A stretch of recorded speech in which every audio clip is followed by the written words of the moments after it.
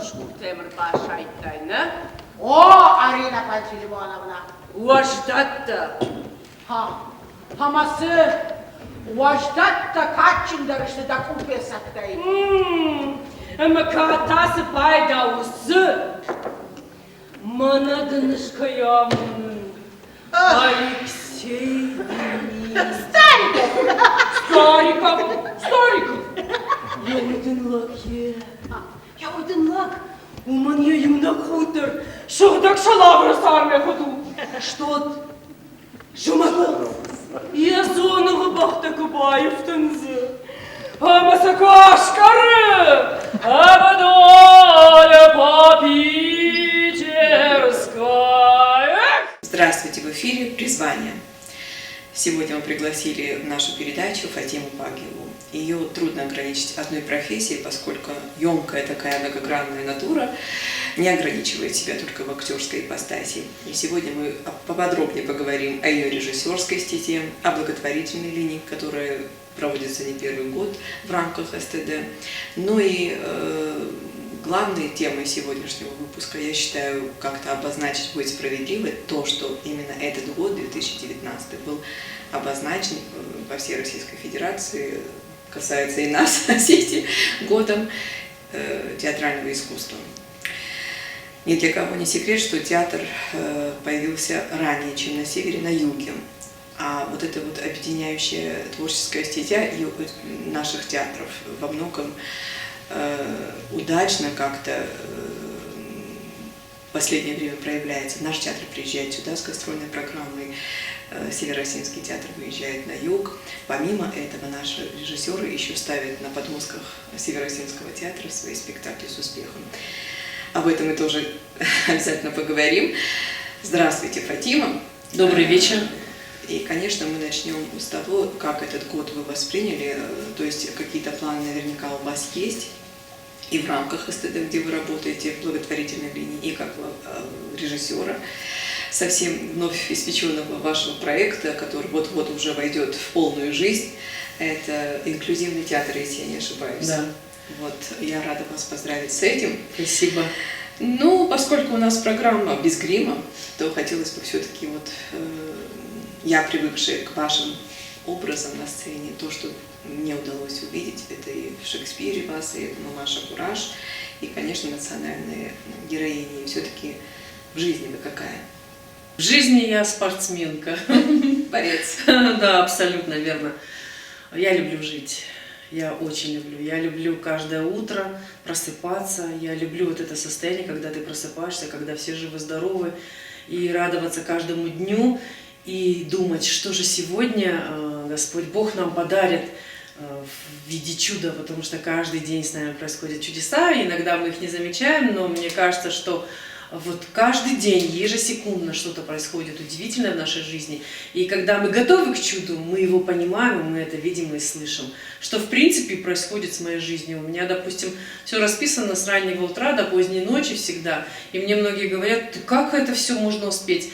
И, естественно, я вспоминаю слова ученых, когда они говорят, чем больше ты используешь свой мозг, тем дольше ты живешь, в принципе. И мне эта формулировка нравится, и поэтому я стараюсь использовать максимально свой мозг и стараюсь в разных интерпретациях и его проявлений, в общем, выглядеть солидно. Нана, у нас лапуй на хазарма саманарбаков там. Шалам, надам барами. Мынаслап уйжығын нахазарма саманыр бакуттам. Сама чишган шарживан нахаштакана. Саману имана урок var ne mana. Урок. Да шажа фаху куту мазахан тишхажи урок никмафинтун. Херты как он не высыйбана. Айда безахну халику там и каши. Хоржа кургана гырбакуттай да чишган. Харлы кутеш могут ураш самачатары кажагу. Аласай фот, мабон масар донедов манан нурфасын конду алсажда барды махида кашмурмадат. Шазабахны хашташты. Умана не гилуй. Ежерде бун каштар магураг ночи забахтар. Автар хайтам айтфаташны жаг не думасаш курахалой. Салхаттыдын жахты онна чыжахамыр буна хургана гнисаман каужагга. Абуне фаштам автобакын гмек ахтар на хазар дуару куднавалыр варафта. Ну, понятно, что в театр Вы пришли, это уже и очевидно, по зову своего таланта. Но как получилось так, что вы сегодня совмещаете сразу разные грани театрального искусства, и что вам ближе? Или вы все-таки почувствовали, что вот из актерского такого амплуа вы уже выросли, и что-то хочется больше? Что сподвигло поменять ракурс профессии? Ну, ракурс профессии я, конечно, никогда не поменяю. Я актриса до мозга и костей. Я люблю сцену, я жить без нее не могу. Просто поскольку в данный момент количество постановок в моем любимом театре чуть-чуть сократилось, потому что нет финансирования, и потому что много потому что. Поэтому, конечно, имея бешеную энергетику, нужно ее куда-то проявлять. А если ее проявлять, надо ее дарить любовью. А чтобы ее дарить с любовью, для этого, конечно, нужно желание. И, естественно, я пробую себя в разных каких-то, абсолютно разных, которые я раньше не могла бы себе представить. Если бы мне сказали лет 15-20 назад, что я буду в доме престарелых ставить Чехова, я бы просто посмеялась и сказала, этого быть, в принципе вообще не может. Но у нас конечно, год театра 2019, каждый артист, затаив дыхание, ждет этот год. Это как день рождения или Новый год, да? Весь год будет Новый год для артистов, потому что мы чего-то ждем, мы ждем чуда, мы ждем чего-то нового, мы ждем ролей, мы ждем хороших режиссеров, умных и интересных, мы ждем интересные проекты. И естественно, то, что во главе этого движения всего Союз театральных деятелей Российской Федерации, и то, что Сан Саныч Калягин добился все-таки, что этот год 19 будет приурочен году театра, конечно, это очень радостно, и мне кажется, это здорово для всех театров, потому что, естественно, будут какие-то вливания, естественно, будут какие-то проекты гастрольные, постановочные и так далее и тому подобное. И, конечно, мы в ожидании чуда. Алло? Ashtadan. Yanır hoşlar hoşun. О, рашсыну масурла. Ashtarda hoşlar hoşun. Daqalaştırsıma fiyanda hoşu. Argon jargaya. Daqalaşıma jardama tınqfası. Манантарда қалыш. Abatsagan muzikada varşında. О, тыта. Ashtar. Taş muzikaraktör internete işinolay mı? Бан хашканама, ама интернет кой мавалышкана хош? Hoş. Raş jargaya. Mayınlık zinadayma ma internet yürübaşın kanı. Манда. Katfen bana.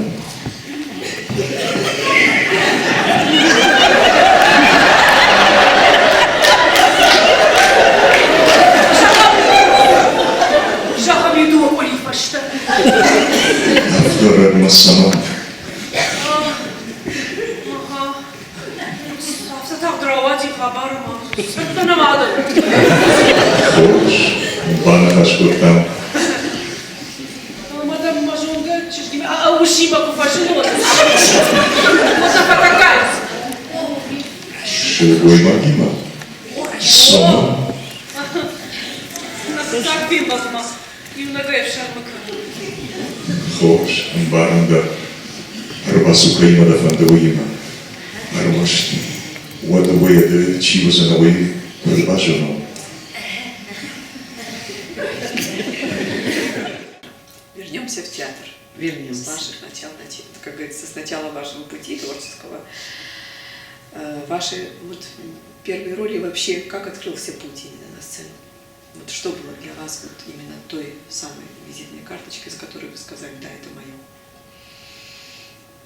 Вы знаете, конечно, во время учебы в Северо-Остинском государственном университете имени Костахи Тамурова наш курс вел, я его, конечно, обожаю, я его называю, конечно, великим нашим мастером, преподавателем Валерием Зарубекович Царев.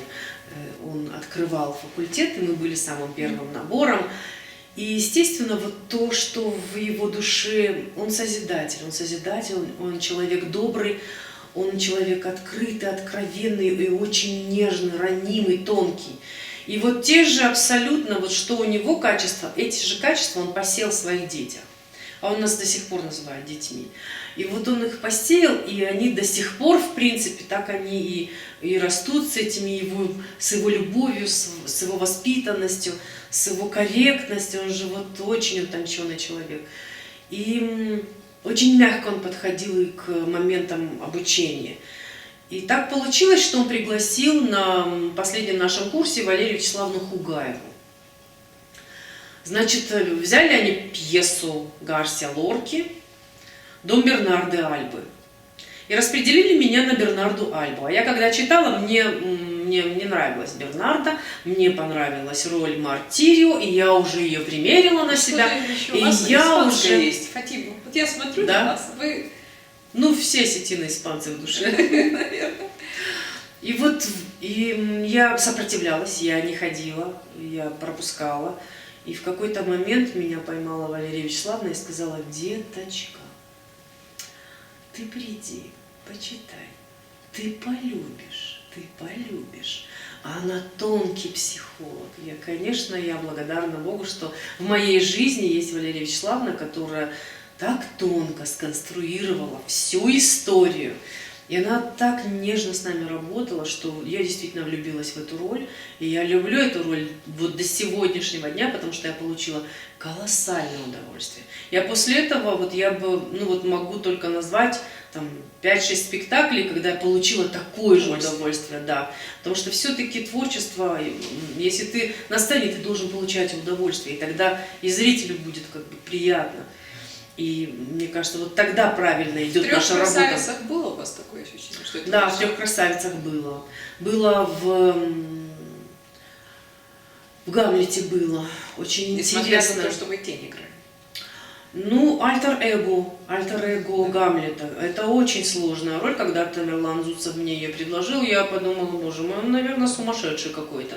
Какое альтер-эго у Гамлета, женщина, как это может быть? И он мне начал, вот он же такой философ до глубины души, он мне философски начал объяснять: Фатима, ну ты понимаешь, у каждого человека есть мужское, женское начало. И он меня так убедил, но я его и так любила. Легко работать с Тамерланом? Сложно. С Тамерланом работать очень сложно. Давайте посмотрим отрывок из этого спектакля. Давайте. Так, возвращаясь к постановке, все-таки тогда это была нашумевшая постановка. Я помню, приехали из Юга тоже на вашу премьеру. Да. Вы сами как считаете, состоялся спектакль? Ну, я вообще никогда ничего не считаю. Ну, судя Я по всегда... зрительному залу.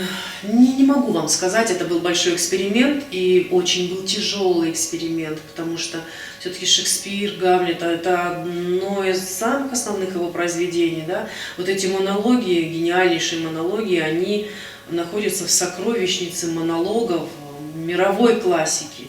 И прикоснуться просто к Шекспиру, прикоснуться к Грише Плиеву, это уже величайшая радость в жизни. Потому что осетинский язык и Шекспир, настолько это красиво, настолько это завораживает, что человек должен радоваться каждому соприкосновению к классике. Вот Шекспир и Гарсия Лорка очень симпатично смотрятся на сцене Остинского театра с вот нашей красивой речью. Сейчас что происходит у вас в театре? Вот, что планируется, чем вы порадуете зрителя? Как каждый актер желает, мечтает и ждет. Нам, конечно, чуть-чуть сложновато сейчас в данный момент, потому что у нас поменялся руководитель, и этот руководитель смотрит чуть-чуть другими глазами, и очень сложно, конечно, пристраиваться к его ритму. Но, тем не менее, он старается. Как у него получается, это уже время скажет, это уже время покажет, и покажет количество спектаклей и качество театрального предложения, которое он создаст в свой период. Все равно мы ждем, посмотрим. Вот сейчас, в данный момент, Гиви Валиев работает над ревизором. Есть еще несколько наметок, несколько произведений, которые вот в будущем планируются. Планируется еще приезд одного режиссера из Баку. Будем ждать, посмотрим. Ну, вот пройдя, как говорится, и сварившись вот в этой эпопее театральной, все-таки я тоже не один год работала в театре и знаю внутреннюю кухню тоже, будучи администратором в пресс-службе, что это очень сложная работа. И даже внутренних отношений. То есть надо быть сильным таким человеком, Да. чтобы и себя, и о себе заявить, и утвердить себя на этом поприще, и при этом остаться еще человеком. Сквозь вот этих театральных интриг, от которых тоже никто не застрахован, и зависти. Но мы не будем говорить об этой стороне, а о том, о вашей благотворительной линии. Уже несколько лет, более 15 лет, по-моему, если я не ошибаюсь, вы занимаетесь благотворительностью именно в рамках Союза театральных деятелей, и вам это очень удается, поскольку где я побывала, вот, я получила огромное удовольствие вот в этих, и судя по материалам и по откликам, это работает направление и находит живой отклик. Что вас подвигло и что на сегодняшний день вот, вы считаете главным в этой линии вы достигнете? Ну, вы знаете, что благотворительностью может заниматься не каждый. Я знаю очень многих величайших артистов в нашей республике, которые вообще не любят дарить свое искусство детям-сиротам, детям-инвалидам, ветеранам Великой Отечественной войны. Они все, как это сказать, ищут какую-то денежку в каждом своем шаге. Но мне кажется, нам Господь Бог дает талант не для этого. Не для того, чтобы мы зарабатывали и обогащались, а для того, чтобы мы вот, своим искусством могли бы хотя бы одного человека вытащить из какого-то не очень хорошего состояния. И то, что, допустим, то, чем мы занимаемся, это практически вот именно вот такая небольшая терапия. У нас очень много опыта, конечно, благотворительности, потому что мы начинали, вот Союз театральных деятелей, был инклюзивный проект, вот театральная неотложка. Мы поставили несколько спектаклей и давали их во всех реабилитационных центрах, детских домах, в больнице показывали, даже выезжали вот, и на дому показывали лежачим деткам, которые никогда не вставали. После этого у нас были такие большие другие проекты, когда мы для ветеранов Великой Отечественной войны что-то проводили. Есть у нас проекты, которые ежегодные в течение многих-многих лет. Например, вот «Трамвай Победы» мы проводим много лет. Это вот как на 9 мая, это бывает или 7, или 8, или позже 9. У нас бывает 2 круга таких больших по Владикавказу. Мы останавливаемся на танке, вспоминаем события Великой Отечественной войны, с ветеранами Великой Отечественной войны, с молодежью, с артистами.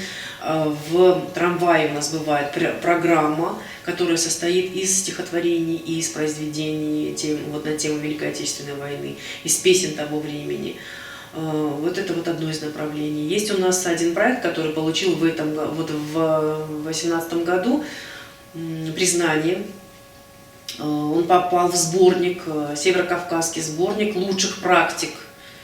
Этот проект называется «Путешествие по стране предков». Мы его придумали. У нас когда-то была руководителем Национального музея Сохиева Лариса. Я считаю ее величайшей женщиной, умная, очень талантливая. И вот мы с ней очень много создавали каких-то хороших, интересных проектов для детей-инвалидов. И один из таких крупных проектов – это «Путешествие по стране предков». Мы для слепых деток делали программу «Я слышу музыку руками». Это была уникальная программа, когда мы приглашали наших известных артистов, и они рассказывали о всех инструментах, исполняли на наших национальных инструментах или мелодии, или какие-то, давали пощупать вот это вот все. И очень такое большое развитие получил этот проект и большую поддержку. Очень нам было приятно, что в Кабардино-Балкарии прошел форум, и на форуме нам даже прислали небольшую такую грамоту за то, что вот этот проект уникальный в своем роде. И было еще очень много интересных проектов, которые мы стараемся каждый год не забывать. Это и тема ветеранов Великой Отечественной войны, детей-инвалидов, детей-сирот. Обязательно мы с детскими домами работаем, мы сотрудничаем давно уже. Вот в этом году мы поставили «Когда наступит Пасха» и в детском доме «Виктория». И вот сейчас в детский дом «Виктория» приезжали в дом престарелых, и мы как бы наметили совместные какие-то, вот, совместную работу в нашем новом театре. И очень-очень много направлений, которые мы стараемся востребовать. Вот в прошлом году на День кукольника мы приглашали детские дома, мы приглашали и Дом престарелых, и они побывали на спектакле, также они побывали за кулисами, они пощупали, потрогали куклы, и после этого, кстати, родилось вот это вот кукольный спектакль родился. И очень много каких-то интересных проектов, от которых я практически получаю удовольствие. Если, допустим, один ребенок вот был рад, и мы его отвлекли хотя бы на эти 45 или там час или час 20. Если мы это сделали, значит цель достигнута. Я считаю, каждому человеку дано какое-то призвание, и если ты артист, ты должен дарить свое искусство. Что такое Пасха? Бабушка сказала, что это нельзя объяснить словами, а можно увидеть только своими глазами.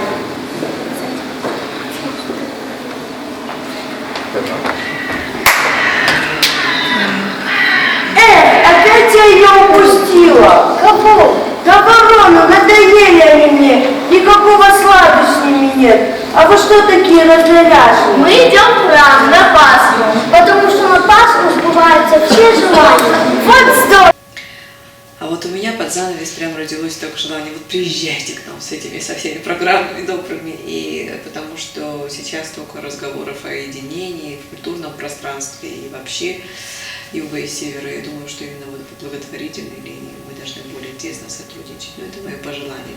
И последнее, вот у меня к вам, как вы можете, вот какие впечатления у вас каждый раз, каждый приезд, и что вы черпаете, будучи вот просто актрисой, приехав туда по работе, или просто как вот на юг, да, вот что вы каждый раз оттуда забираете?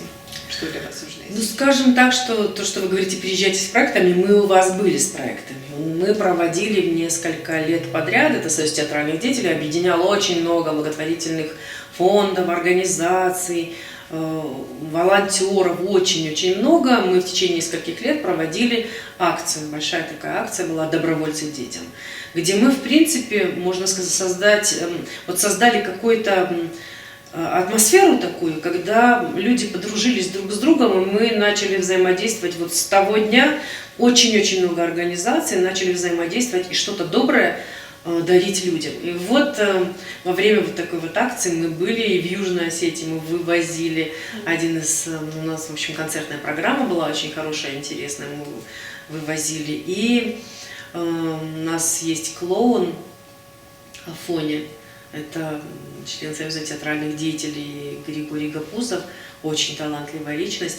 И он с нами выезжал, и мы в вашей больнице клинической такой вот небольшой утренник, можно сказать, провели. Так что мы к вам выезжали, у нас очень-очень такая, как говорится, тесная связь.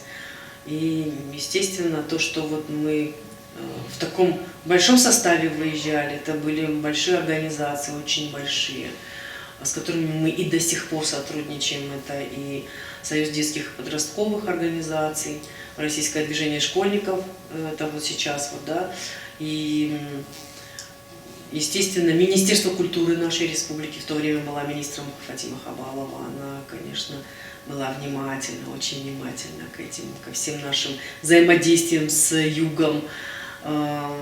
И в то время существовал фонд возрождения Южной Осетии, его возглавлял Сава Гаглойтен. Вот он нас встречал, он нас курировал. Студия «Злата», это вообще, мне кажется, в лице Златы, которую я вообще не представляю свою работу без нее, абсолютно не представляю, потому что все сейчас фонды, какие у нас есть в Союзе театральных деятелей, это вот все находится, вот все находится у Златы. Я ей так благодарна, потому что она не ищет, как многие ищут, каждую там копейку. Она, когда я ей говорю: Злата, так и так надо снять, она, естественно, она может оставить свои какие-то коммерческие съемки, она, конечно, пойдет с нами, она всегда служит с нами, она работает. Я же говорю, вот то, что касается Союза театральных деятелей, это вот, мне кажется, наш самый большой, самый добросовестный и добрый волонтер, у которого архивы, по-моему, всей республики уже. Мне кажется, можно на любую тему к ней подойти, она любую тему абсолютно востребует. Так что вот такая дружба у нас зародилась во время вот этих благотворительных акций. И она идет до сих пор. Она расширяется, мы узнаем друг друга, мы дружим друг с другом, мы помогаем друг другу. И, конечно, хотелось бы, чтобы вот эти вот какие-то интересные проекты, новые проекты, да, они были во взаимодействии с югом. Между нами буквально пару километров. И мы, наверное, ленимся, чуть-чуть мы ленимся, но нельзя отнимать то, что мы тянемся друг к другу. Мы друг без друга никак не можем. Я обожаю Юго-Остинский театр. Я люблю каждого артиста в этом театре. Я знаю всех абсолютно в этом театре. Я стараюсь смотреть, вот когда они приезжают, я смотрю все спектакли. Я люблю, как вам объяснить, я люблю наблюдать даже некоторые дуэты на сценах. Ну и, естественно, конечно, я и дружу с некоторыми артистами. Я очень люблю Фатиму Качмазову. Она в моей жизни занимает большое место, и она воплощение женщины для меня, и вот юга, такая прямолинейная, такая настоящая, и такая вот твердая, и в то же время очень женственная и мягкая. Ну, естественно, творчески богатая. Но нельзя не сказать о таланте, об особенном таланте.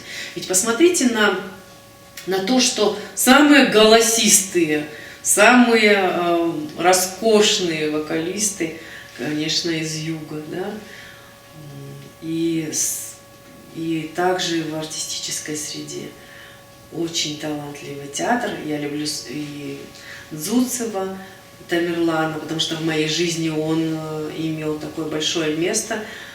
Я была влюблена во все его спектакли, которые он привозил, и на фестивале, они же участвовали во всех сценах без границ. Кстати, в этом году тоже у нас будет сцена в мае. Будем вас обязательно видеть и лицезреть, нам всегда бывает приятно, это бывает большое событие, когда вы приезжаете, это всегда бывает большая радость, потому что люди открытые, люди готовы к диалогу, конструктивному. И, конечно, я надеюсь на то, что у нас что-то вот совместное возникнет в творческом плане. И не потому только. Потому что мы давно уже хотели что-то совместное поставить. Вот ничего так не обогащает, как творчество. Да. Ну вот на этой оптимистичной ноте, пожалуй, мы закончим наше интервью с очень искренней, настоящей, вот такой без грима, теплой, яркой, очень сильной, волевой Фатимой Пагиевой. Спасибо, что вы есть в Осетии. До новых Спасибо встреч. большое. До Это новых была встреч. программа «Призвание».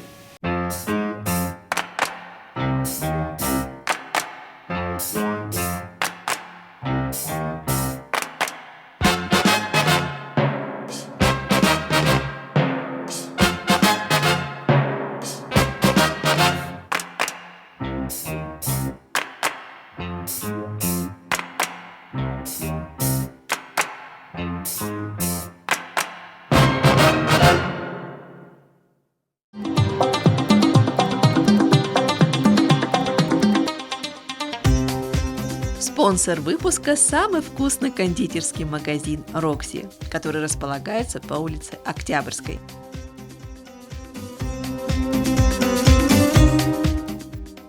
Здесь вас приятно удивят и порадуют низкие цены, широчайший ассортимент кондитерских изделий и тортов на любой вкус.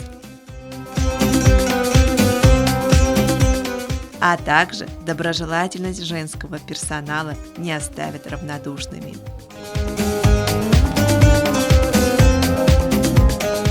Изысканные сорта чаев и кофе приятно удивят. Магазин «Рокси» – это правильный выбор покупателя.